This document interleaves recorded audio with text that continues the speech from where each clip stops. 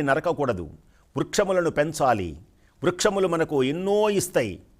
రహదారి వెంట మొక్క నాటి పెంచు, కలవాడు లేనివాడు నిన్ను మెచ్చుకుంటాడు. ఇవేళ తింటున్నటువంటి ఫలాలు, మనం చేసేటువంటి సమస్తం ఈ వృక్షముల నుండి మనకు లభ్యమవుతుంది. చివరకు గుడ్డలు కూడా వృక్షములే, తిండి కూడా వృక్షములే, తెల్ల కాగితాలు కూడా వృక్షములే, ఇళ్ళు కట్టుకోవాలి అంటే చెక్కలు కూడా వృక్షములే. అసలు ఈ వృక్షములే గనక లేకపోతే మానవ జీవన గమనమే లేదు. వృక్షములు గనక ఎక్కువ ఉంటే అక్కడ వర్షాలు కూడా పడతాయి. వృక్షములు కంటికి ఆనందాన్ని కలిగిస్తాయి. వృక్షములలో నుంచి సకల రోగములన్నీ పోగొట్టేటువంటి అనేకమైనటువంటి మందులు, ఔషధములు, అమృతతుల్యం మనకు లభ్యమవుతుంది. దేనికని అంటే సూర్య చంద్రుడు ఈశ్వరుని యొక్క కన్నులు కనుక. అందుచేతనే అవి కూడా ఈశ్వర స్వరూపమే. అందుచేతనే భారతీయ సంస్కృతిలో, హైందవ జాతిలో వృక్షములను పూజ చేసేటువంటి కారణము అదే. వృక్షములకు పసుపు కుంకుమలతో అర్చించే కారణం అదే.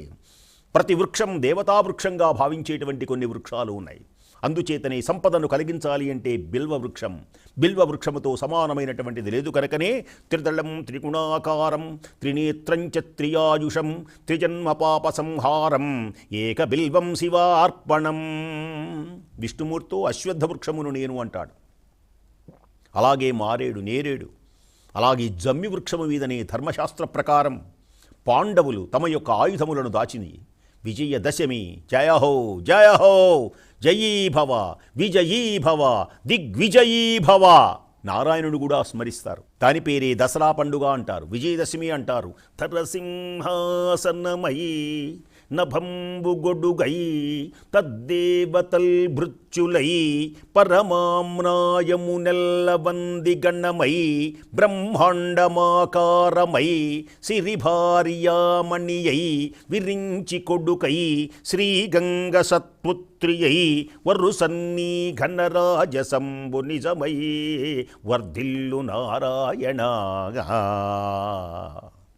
దివ్య తేజోమయమైనటువంటి ఆ దసరా పండుగ రోజున శమీ వృక్షములను చక్కగా పూజ చేయటం, శమీ ఆకుల్ని తెచ్చుకోవడం, వృక్షములు అన్నీ కూడా శివస్వరూపమే. అందుచేతని నమో వృక్షేభ్యో హరికేశేభ్యో పశూనాం పతయే నమః.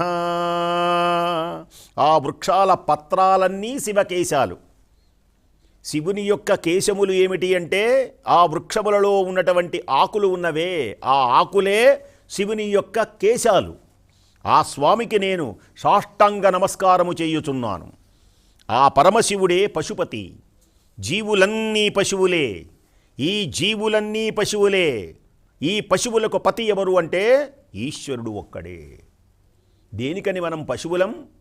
పశువు అంటే అర్థం ఏమిటి అంటే పాశము చేత కట్టబడినది అని అర్థం. పాశము చేత కట్టబడుతుంది. ఆ పశువు ఒక పాశమే. మనకో భార్య, పిల్లలు, మేనమామలు, చుట్టాలు, ఇవన్నీ అనేకమైనటువంటి త్రాళ్ళ చేత, బంధముల చేత, భవబంధం. భవబంధములలో ఉన్నటువంటి ఈ పశువులకు ఈ పశుత్వాన్ని తొలగించి మోక్షాన్ని కలిగించి విడుదలను కలిగించేటువంటి మహానుభావుడు పరమేశ్వరుడు ఒక్కడే.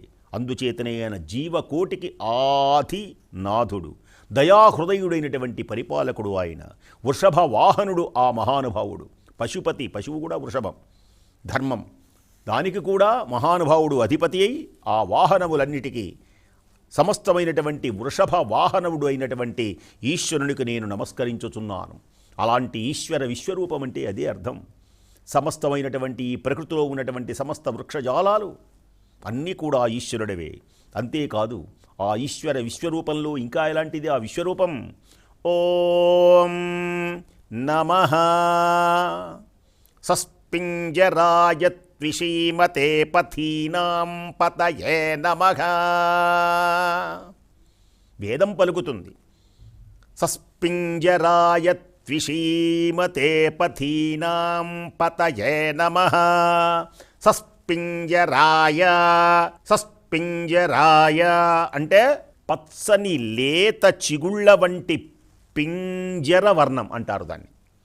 ఆ పింజర వర్ణంతో ఉంటాడు మహానుభావుడు. మనం చెప్పుకున్నాంగా లైట్గా రాగి వర్ణంతో ఉంటుందని. పచ్చికల మీద చిగురాకు ఉంటుంది.